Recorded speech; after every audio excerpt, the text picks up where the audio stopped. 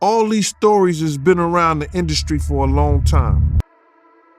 All these industry people know that Diddy been acting like this and doing this and try to engage other men into sexual acts with him.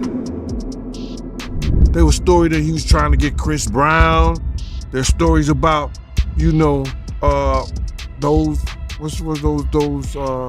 those young boys that he had, a group B5 or something like that, trying to get them. 48 hours.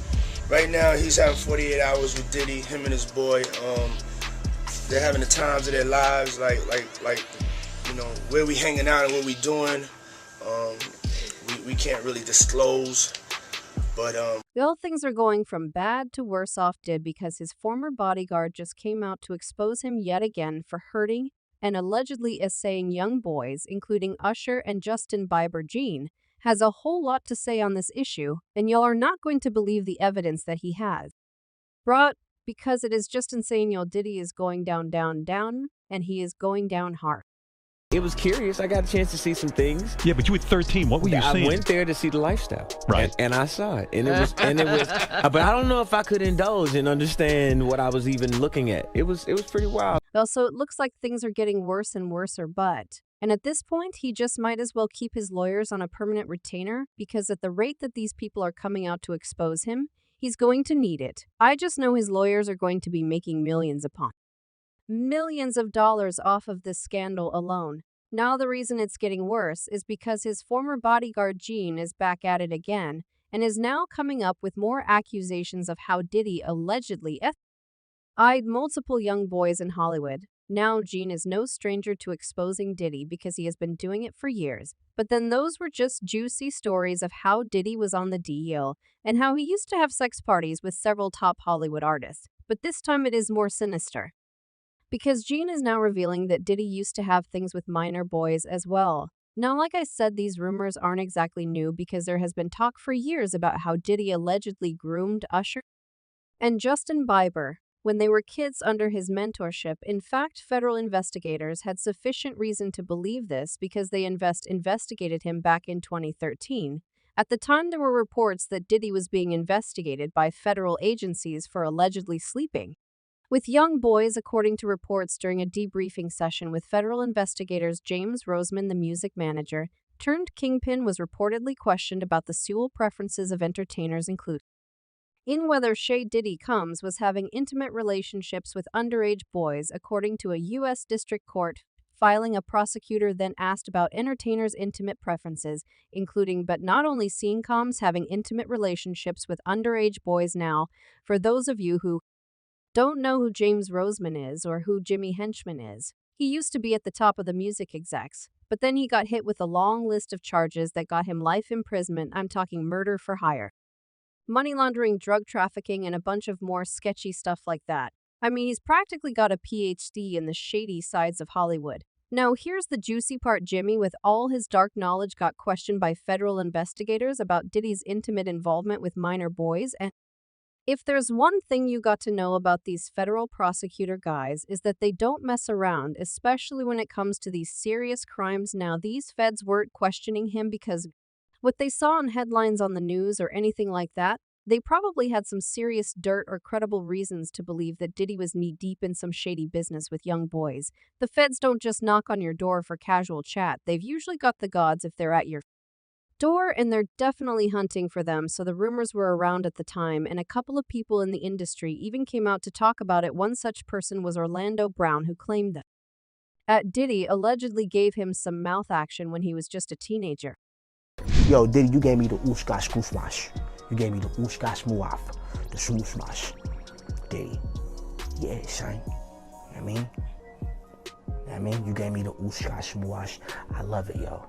But he wasn't the only one, because the same thing allegedly happened to Usher and Justin Bieber. These two got into the industry really early, and word on the streets is they might have been on the wrong end of Diddy's behavior. Things got weird about 14 years back when Diddy and Bieber did this thing called 48 Hours with Diddy. They spent about 2 days alone, and it raised some eyebrows. Now Diddy's track record with young guys isn't exactly sparkling, so fans were understandably weirded out. But Hold on, that wasn't even the part that had everybody really freaked out, you see? Diddy said some things in the video that got people wondering if he had some ulterior motives. One of the first things he did was just to promise Justin a Ferrari for his 16th birthday. As soon as you turn 16, you know what I'm saying? I'm gonna let you rock this every time you yeah, this gonna be yours. Yeah, yo, this was just all shades of weird because it was just a major red flag according to the grapevine. It's just as grim as we feared allegedly did. He had Justin Bieber doing things he wasn't exactly happy about, and I'll let your imagination fill in the blanks on that one. Now here's the kicker. Justin was a 15-year-old. Diddy was a full-fledged adult, and his 40s Justin was basically a rookie in the industry, and it fits the alleged Diddy playbook because he seems to have a thing for targeting newcomers who are still figuring things out. Remember Cassie? Yeah. He signed her, then started chasing after her, all while being in a relationship with Kim Porter. And it didn't stop there because he ended up getting physical with Cassie. The things she revealed in her lawsuit were just insane, like the part where she said that Diddy S.A'd Miss Venture in her own home after she tried to leave him, often punched, kicked, stomped on Miss Venture, resulting in burst lips, black eyes, and forced Miss Venture to engage in intimate acts with male W's while getting off on it and filming the encounters, demanding that Miss Venture to carry his in her purse just to make her uncomfortable and demonstrate how dangerous he is, and introduce Miss Venture to a lifestyle of excessive alcohol and substance, and required her to procure illicit prescriptions to satisfy his own addictions. So while he didn't put hands on Justin or Usher, they had it as bad as Cassie did, especially Usher. Allegedly, you know how Cassie said that he had her career over her head every time she tried to leave. The lawsuit said Miss Venture left her home in Compton and went to hide away at a friend's house in Florida. James Cruz, president of Bad Boy Management, tracked Miss Venture down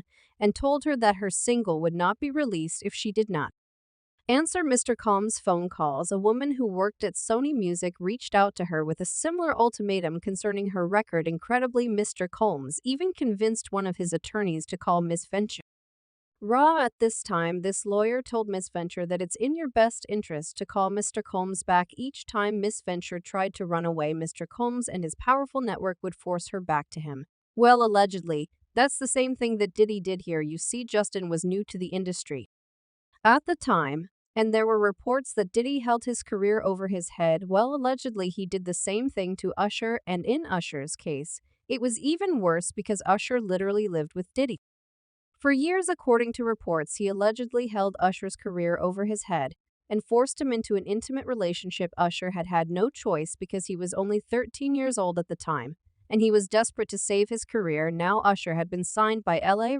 who was one of Diddy's closest friends when he was just a child, but Usher HD puberty. His voice started to crack and he lost his cute little baby face. Reed was going to drop him from the label, but Usher begged and finally got Reed to not drop him. Reed then decided to send Usher to live with his friend Diddy in New York. The idea was for Diddy to teach Usher the ropes of the industry and help him grow as an artist. But this was a bad idea from the start.